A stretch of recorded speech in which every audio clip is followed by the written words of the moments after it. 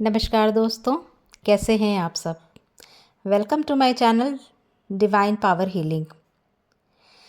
आज आपसे बात करूंगी कुछ अलग टॉपिक पे। आज जो हमने टॉपिक लिया है वो माँ शब्द का टॉपिक है और इस पे मैं नहीं, इस पे कोई और बोलेगा, जो मेरी परम प्रिय सहेली हैं।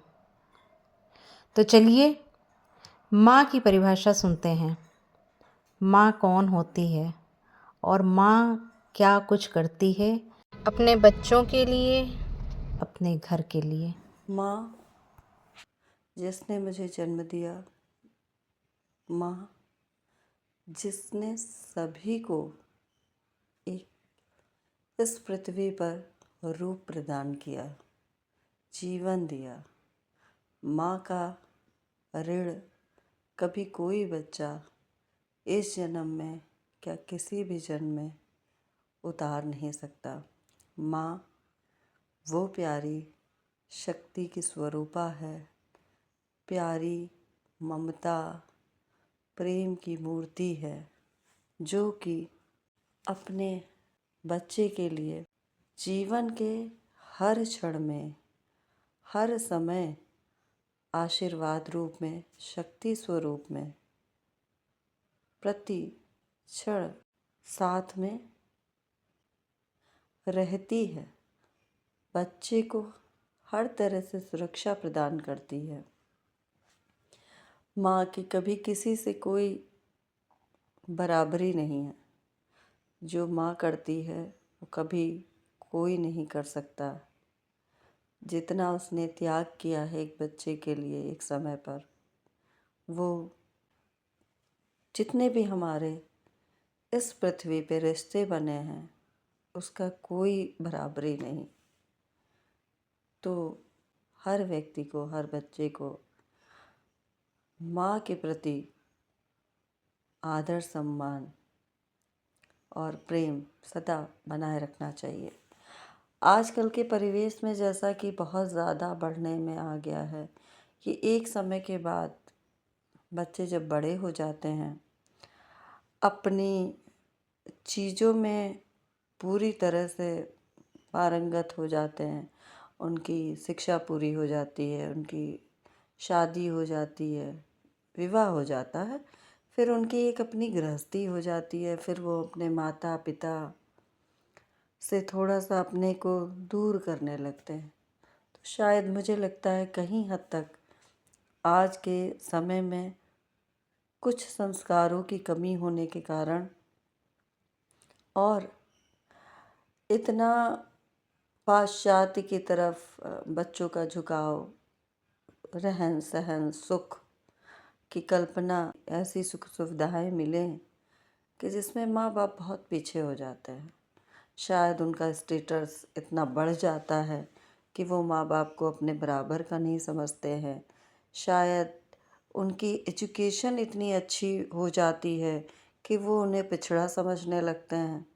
उनके लेवल जो है माता पिता से बहुत हाई हो जाता है।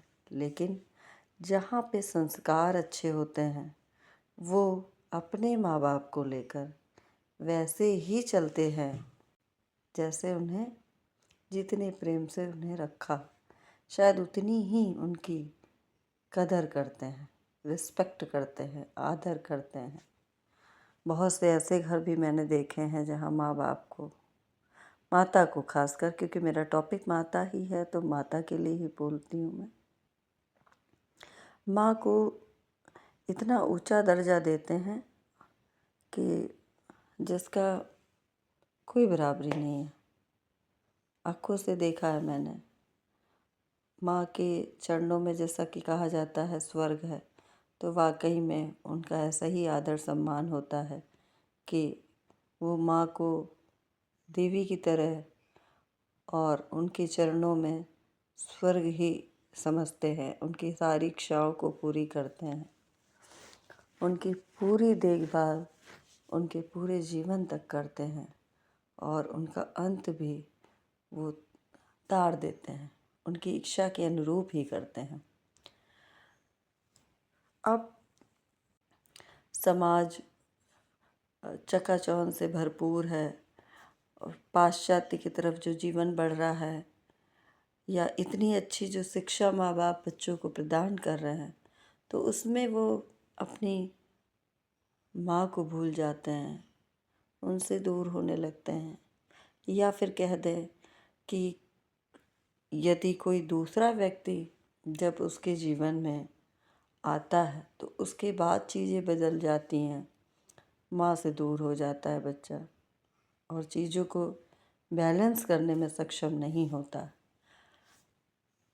मेरा मानना है कि यदि बच्चों में सही से संस्कार दिए जाए तो शायद जो ये समस्या धीरे धीरे हो रही है कि बच्चे माँ बाप से दूर हो जाते हैं, कहीं शिक्षा के बहाने हो जाते हैं, कहीं शादी के बाद हो जाते हैं, तो शायद ये चीज़ें कम हो जाए। क्योंकि शिक्षा में तो पूरी भूमिका एक अपने बच्चे की ही होती है कि वो अपने कैरियर के प्रति इतना सोचने लगता है कि बढ़ना है, बढ़ना है, बढ़ना है, पैसे की चाहत, तरक्की की इच्छा। क्योंकि कोई ऐसा माँ बाप नहीं होता जो ये सोचता होगा कि उसका बच्चा पढ़ लिख के और सीमित दायरे में रह जाए। सभी चाहते हैं कि उनके बच्चे जो है एक अच्छे मुकाम को हासिल करें और अच्छी पद पे पहुँचे। तो अच्छे पद पे और अच्छी जगह पहुँचने के बाद जिस परिवेश और परिस्थिति में वो बच्चा रहे, वैसे ही उसे अपनी माँ को, पिता को रखना चाहिए। क्योंकि वो जैसे भी हैं उसके जन्मदाता हैं और उन्होंने बहुत कष्ट काट कर उसको सब कुछ दिया, तो उसे भी अपने माँ बाप को वो सब कुछ देना चाहिए जो उन्होंने उसको पालने में, उसको पढ़ाने में, उसको वहाँ तक पहुँचाने में जहाँ वो आज है, बहुत कुछ त्याग किया होगा, खोया होगा। उस बच्चे का फर्ज बनता है कि उन्हें दे। क्योंकि माँ की बराबरी इस जीवन में कभी कोई नहीं कर सकता है। माँ अपने सारे कष्टों को छिपाकर अपने बच्चों को सभी सुख प्रदान करने के लिए सक्षम होती है। वो हर चीज़ उस बच्चे को देना चाहती है जो वो पाना चाहता है। एक बच्चे में हर चीज़ भरना चाहती है जो वो देखती है, सोचती है कि उसका बच्चा आगे चलकर ऐसी कभी कोई कठिनाइयों से पीड़ित ना हो, हर तरह से उसके आसपास सुरक्षा का कवच मौजूद हो। माँ के आशीर्वाद में जो चीज़ है वो कहीं नहीं है। माँ सुनने में ही एक सुकून और शांति का एहसास देती। तो जितना हो सके अपने माँ को प्रेम करें, उनकी कदर करें। जब तक वो जीवित है जितनी सेवा हो सके उनकी सेवा करें और जितना आशीर्वाद उनसे पा सकते हैं उनसे आशीर्वाद लें। क्योंकि जीवन में परमात्मा के रूप में यदि कोई है तो माँ है।